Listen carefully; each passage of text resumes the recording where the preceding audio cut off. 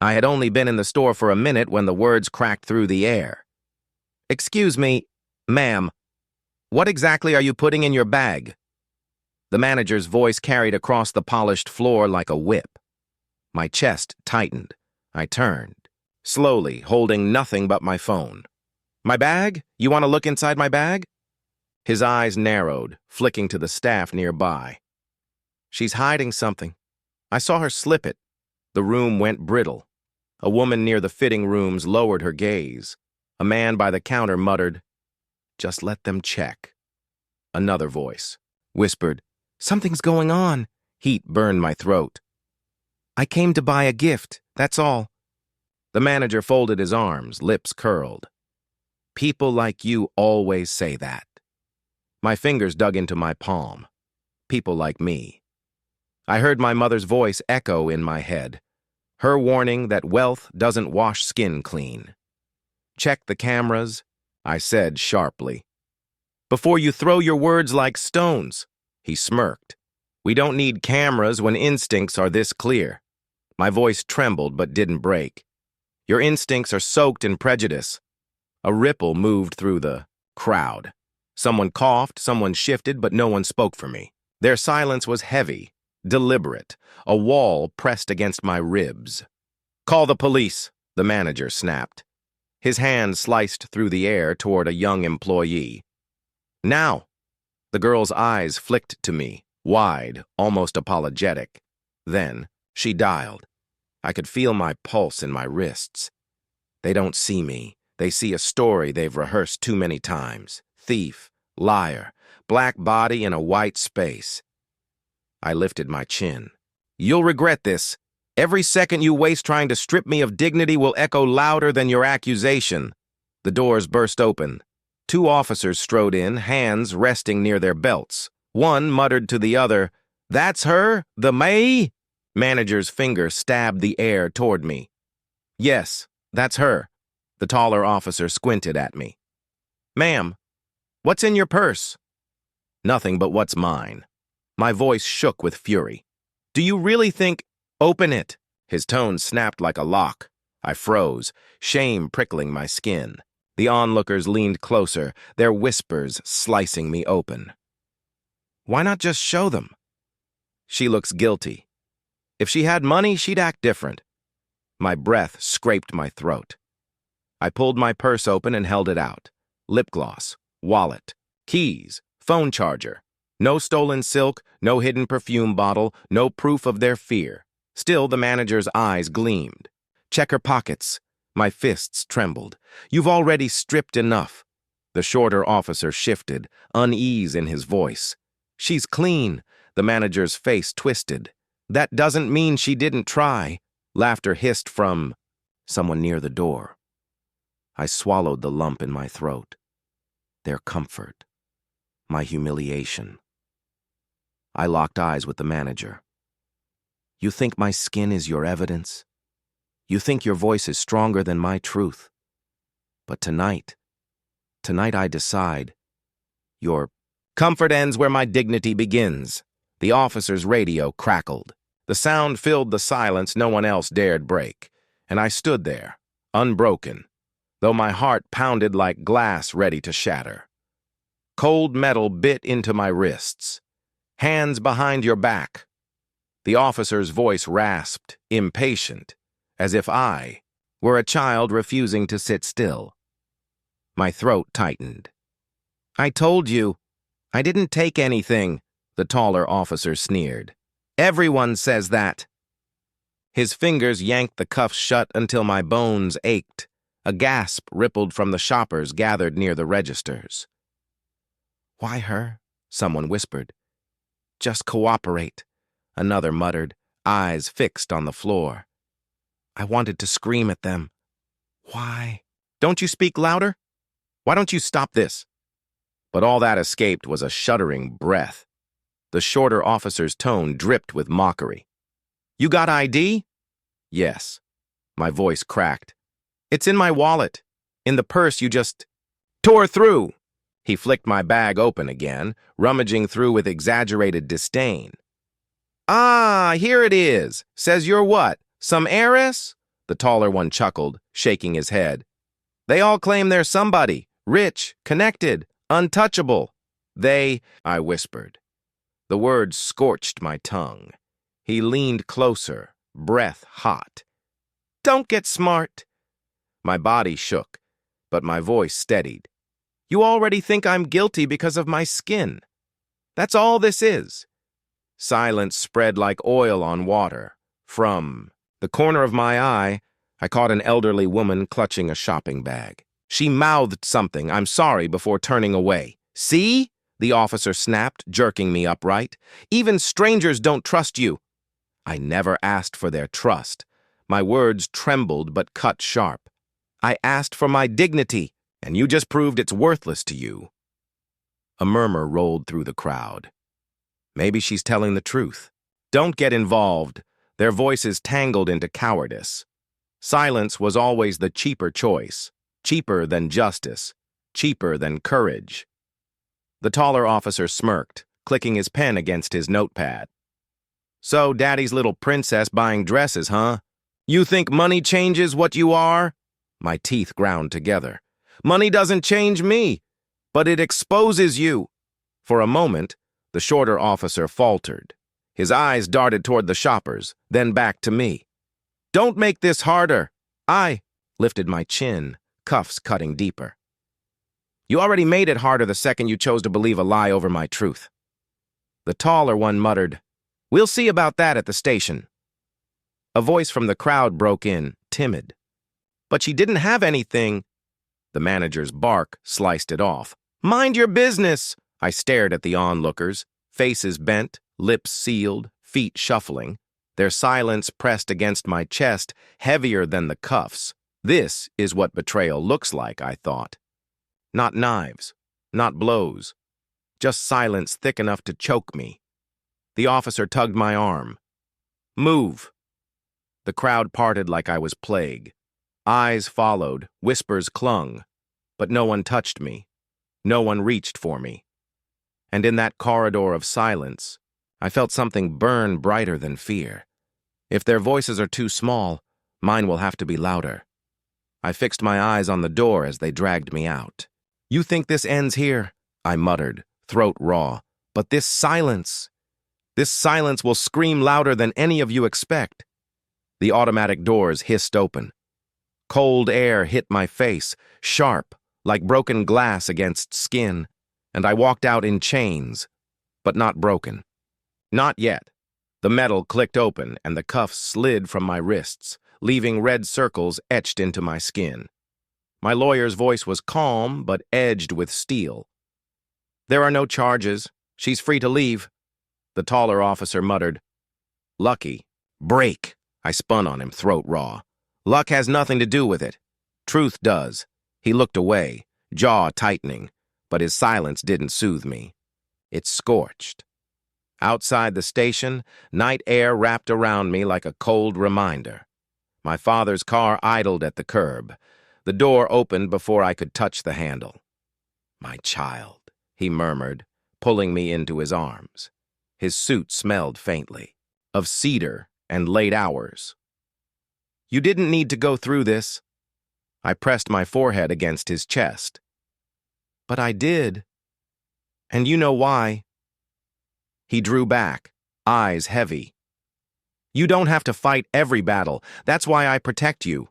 That's why I built everything I built. My voice cracked as I whispered, If I don't fight, then all you built is just a shield for me, not for anyone else. And shields break. His hands trembled slightly on my shoulders. They treated you like a criminal when you've done nothing wrong.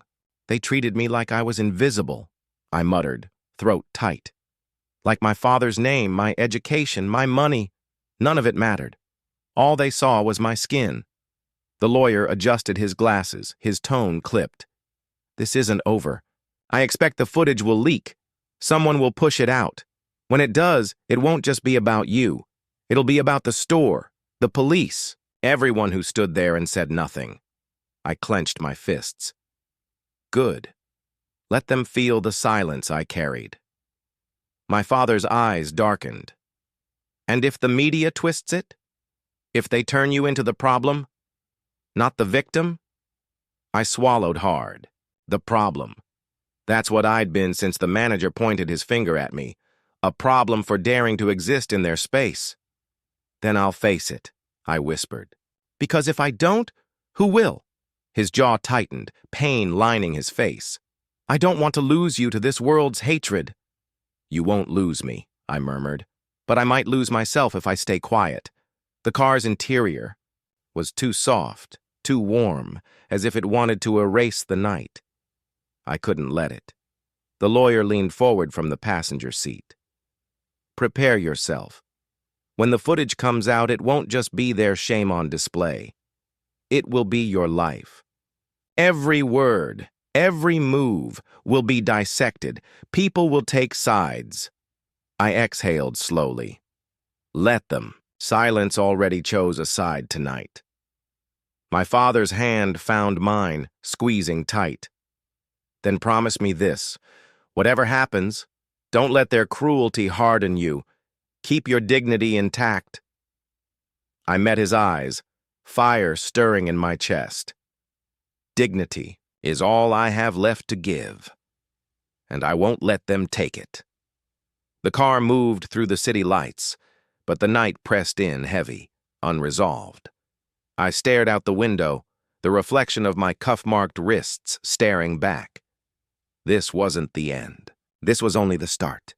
My phone would not stop buzzing. Have you seen this? My friend Naya's voice was sharp through the speaker. The store just put out a statement. They're claiming the manager acted on reasonable suspicion. Reasonable suspicion. Can you believe that? I swallowed the sour taste in my mouth. So my humiliation is now reasonable? They're protecting themselves, she muttered. But people online aren't buying it. Hashtags are already trending. A second. Call flashed in. I answered without thinking. Girl, what did you do? It was Tasha, her voice tense. I'm seeing your name everywhere. News blogs, gossip feeds. What did I do? My chest tightened. I walked into a store. That's all I did. You let it blow up, she snapped. You could have stayed quiet. Let them search you. Let it die right there. But you stayed quiet? My voice cracked, rising. You think silence would have saved me? It never has. Not once. She hesitated. I'm just saying now the whole city's watching. Maybe you made it worse. Her words cut deeper than the cuffs had. Worse. For who? For me?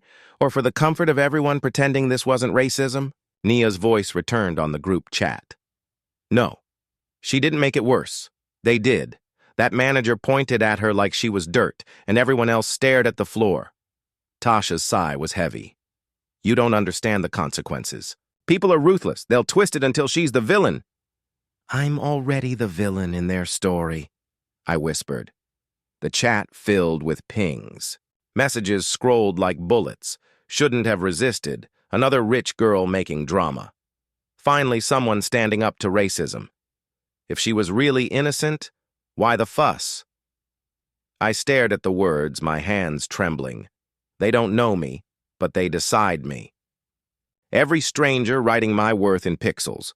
Another call buzzed through, this time from a college friend I hadn't spoken to in months.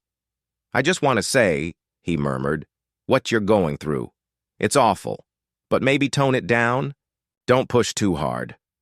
People hate being reminded of things like this. Things like this?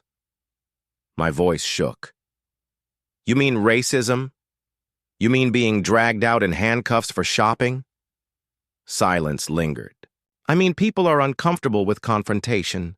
I laughed bitterly, the sound burning. Their comfort shackled me in front of a crowd, and you're worried about them.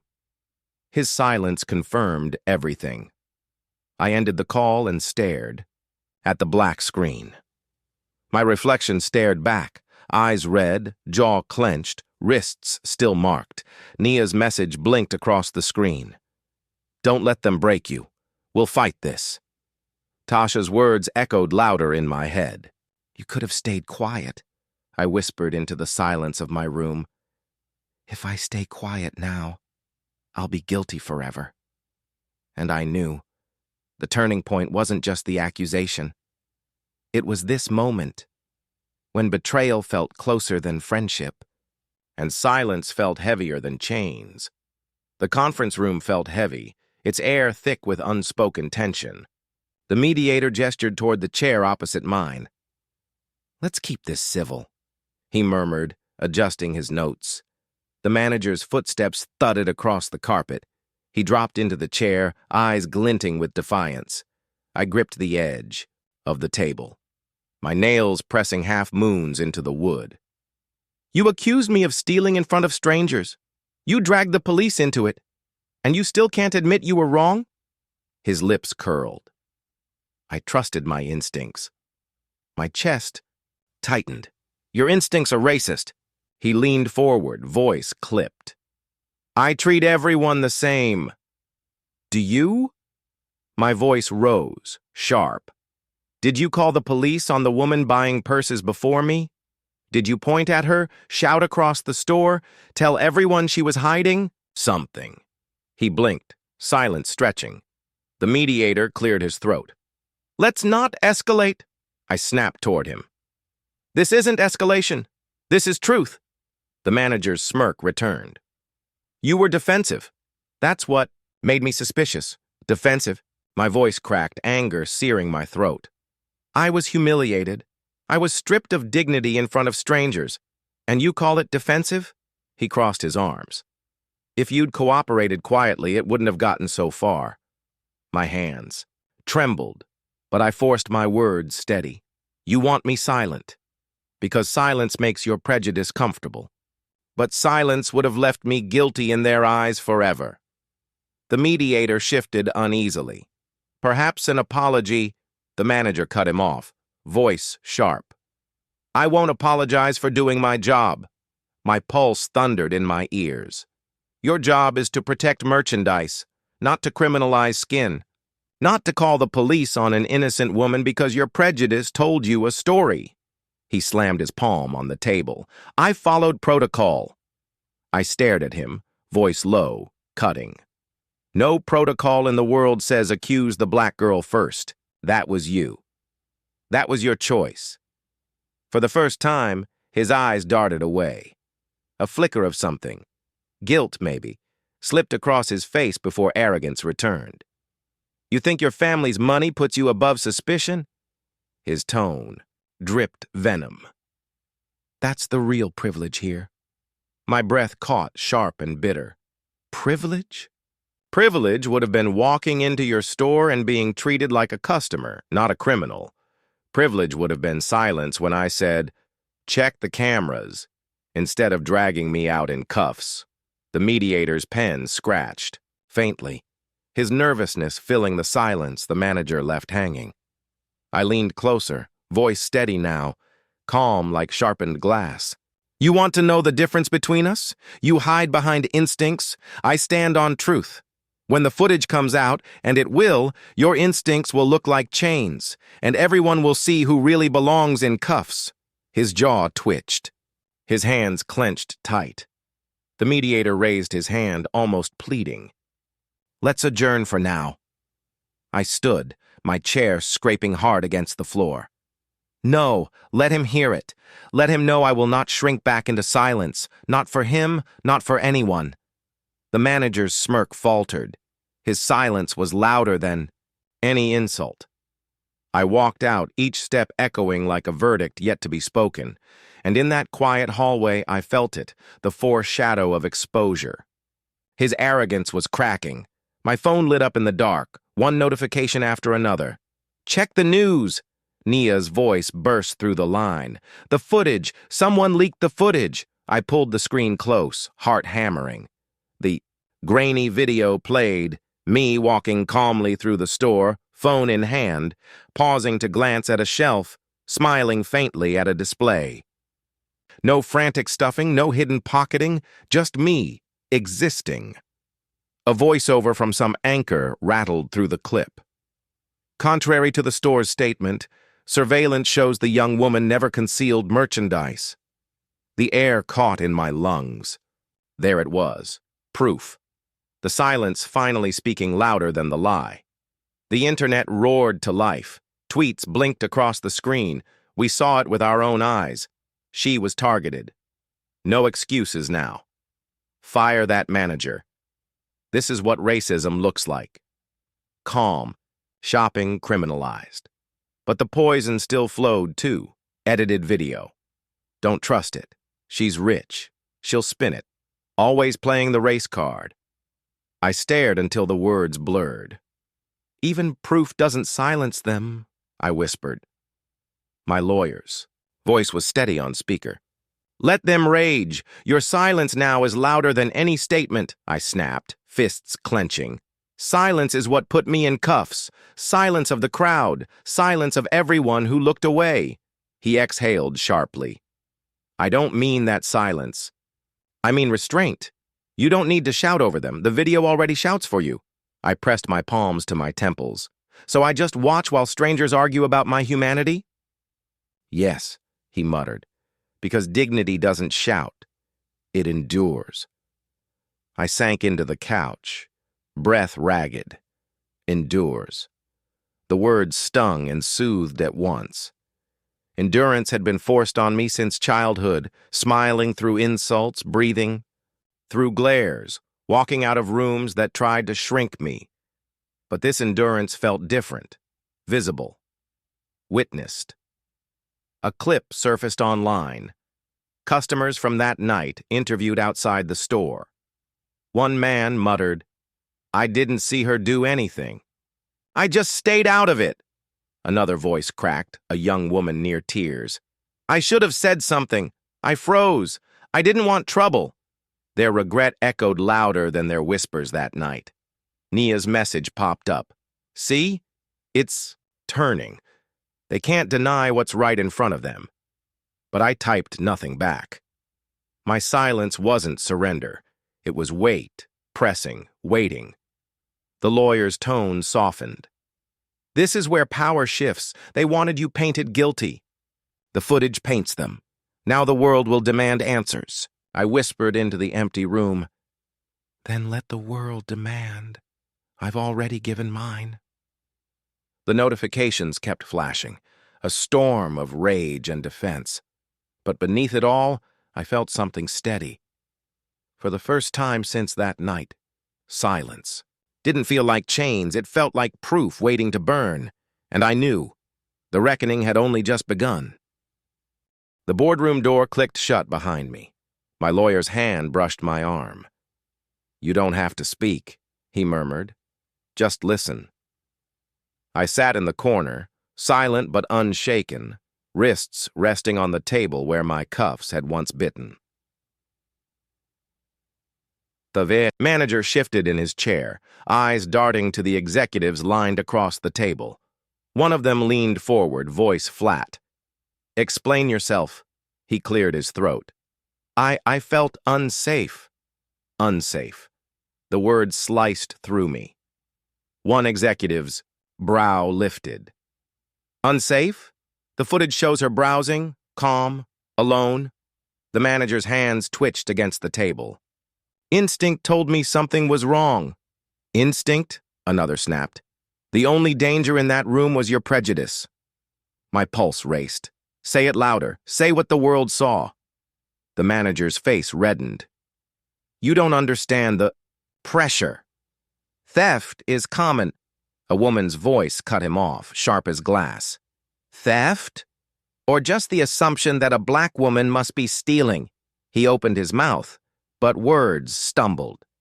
I thought... You thought wrong, she muttered, coldly. Silence burned the air. I clenched my fists, nails digging deep, wanting to stand, to shout. But my lawyer's whisper echoed in my mind. Dignity doesn't shout, it endures. The lead executive's voice dropped, heavy. You humiliated an innocent customer. You dragged the police into it. You exposed this company to national disgrace. Do you have anything to say beyond instinct? The manager's chest heaved. I didn't mean... His voice cracked. It wasn't personal. I finally spoke. My words low, steady. It was always personal. My skin was personal to you. His eyes flicked toward me, guilt flashing before shame buried it. I didn't. You did, I snapped. My hands trembled, but my voice carved. The room clean. You pointed at me, shouted across the store, called me guilty before I could breathe. And now you hide behind fear? The lead executive slammed his folder shut. Enough. An apology is overdue. The manager's voice wavered. I'm sorry. I made a mistake.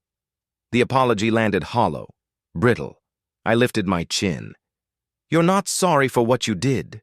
You're sorry you were caught. His shoulders slumped.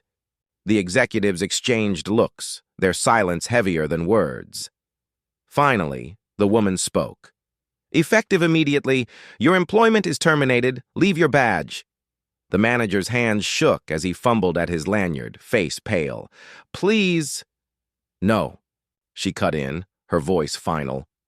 This company won't protect prejudice. His eyes darted to me, desperate, but I held his gaze steady. No anger now, only truth. And in his silence, I saw the collapse. The arrogance gone, the instincts shattered. I rose from my chair. My lawyer touched my arm, but I shook him off. I walked past the manager, my steps sharp, unbroken. At the door, I turned once more. You tried to strip me of dignity, but dignity doesn't belong to you. It never did.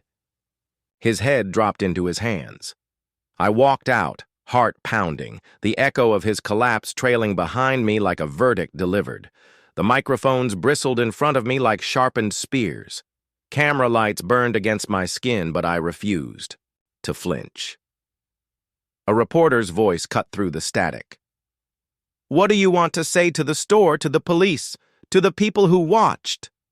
I drew a breath that scraped my chest raw. You tried to steal my dignity, I whispered into the silence. But dignity cannot be handcuffed. The crowd erupted with questions. Were you afraid? Do you forgive them? What justice do you want? I lifted my chin. Afraid? Yes. Humiliated? Yes. But forgiveness isn't a gift I owe to people who still deny what they did. Justice isn't mine to demand. It's what truth already delivered. Murmurs spread, sharp and heavy. Another reporter leaned forward. The manager says he regrets what happened. Do you accept his apology? I clenched my fists. An apology spoken under pressure is not repentance. He regrets exposure, not action. His instincts were his excuse, but instincts steeped in prejudice. Aren't instincts, they're chains. The air thickened. I heard a voice from the back of the crowd, trembling but loud. We saw it. We saw how they treated you. Another voice, steadier, followed. We were silent in that store. We froze, but no more. Their words struck me harder than the flashbulbs. I swallowed the lump in my throat. The silence that night cut deeper than the accusation. Strangers stared at me like I was less than human. That silence still rings. But tonight, I break it. The crowd hushed. The weight of their stillness shifted. I am not here for revenge, I continued, my voice steady now. I am here for dignity, because dignity doesn't crumble when shouted at. Dignity doesn't disappear when dragged out in cuffs. Dignity endures, even when the world pretends not to see. My words trembled into calm. You called me a thief, but I never stole. You wanted to strip me, but I never broke. And now the truth is yours to live with. The press surged forward with more questions, but I stepped back from the microphones. My lawyer reached for me, but I lifted a hand, stopping him. I've spoken enough, I murmured, loud enough for them all to hear. Let my silence from here remind you of what your voices failed to do that night. A ripple of clapping spread through the crowd. Not applause for victory, but acknowledgement, raw and heavy. And beneath it I saw faces, some ashamed, some resolute, some finally seeing me as more than the accusation they once believed. The managers. Name filled their questions, but I didn't speak it. He had already collapsed under the weight of his own lie. I didn't need to drag him further. I turned from the flashing lights, my steps measured, each one a refusal to bow. Reckoning wasn't about destroying them, it was about reminding myself I was never destroyed.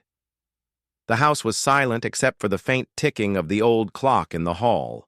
My father's voice drifted from the living room, low and steady. "You spoke with strength today." I lowered myself onto the sofa beside him. "I spoke with fire, because silence nearly swallowed me. But the fire doesn't feel like victory." He turned, his hand resting gently on mine. Victory isn't always loud. Sometimes it's just surviving with your spirit intact. I exhaled, a shiver running through me. "Do you ever wonder how many times you had to swallow your voice so I could even reach this point?" His gaze faltered, shadows crossing his face. "More times than I'd like to admit. Every boardroom, every deal signed, every smirk ignored. But I endured so you would not have to." I clenched my fists. "Yet here I am, enduring the same." His shoulders slumped. "And yet, you did not break." Silence stretched between us. I could still hear the chants outside earlier, the voices of strangers echoing my pain. "She deserves justice. She deserves dignity." I keep replaying that night, I whispered, throat raw. The pointing finger, the whispers, the cuffs. His jaw tightened. "Don't let them live inside you. Let them rot in their own shame." I shook my head. "It's not shame I want from them. It's change. But I don't know if they're capable of it." He squeezed my hand harder. "Change isn't theirs to give. It's ours to demand. And you've demanded it." Tears stung my eyes. "Justice isn't revenge. It's the quiet proof that we're still here." His lips curved into the faintest smile. "Yes, still here, still standing." I leaned back, the weight on my chest loosening at last. "They fired him today. The world watched. But I don't feel triumph. I feel relief." "That is justice," he murmured. "Not fireworks, not applause. Just relief that dignity wasn't buried." I wiped my cheeks with trembling fingers. He wanted me erased. But tonight the only thing erased was his mask of respectability. The clock ticked again, steady as a heartbeat. My father's arm wrapped around my shoulders, firm and warm. "You've carried a wound. Now you carry a lesson," I whispered into his chest, voice barely holding. "That no matter their lies, silence, or hatred, we are still here." His heartbeat echoed under my ear. Solid. Enduring. And in that moment, I understood. Justice wasn't the roar of a crowd or the collapse of a man. It was the quiet certainty that my dignity remained mine, untouched, unbroken. The night folded around us, calm, heavy, whole.